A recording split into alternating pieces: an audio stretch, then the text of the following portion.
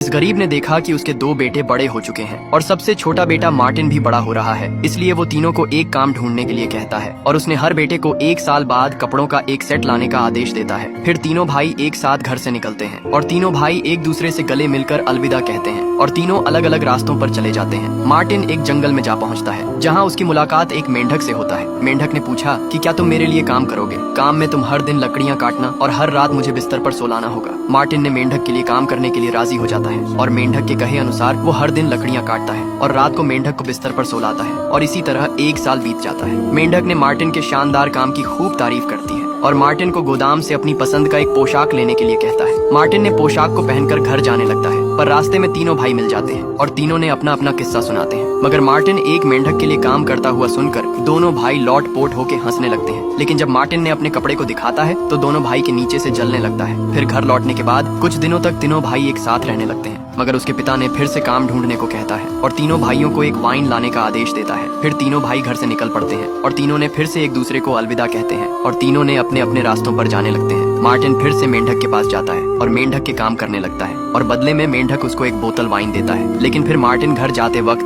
दोनों भाई फिर से रास्ते पर मिलते हैं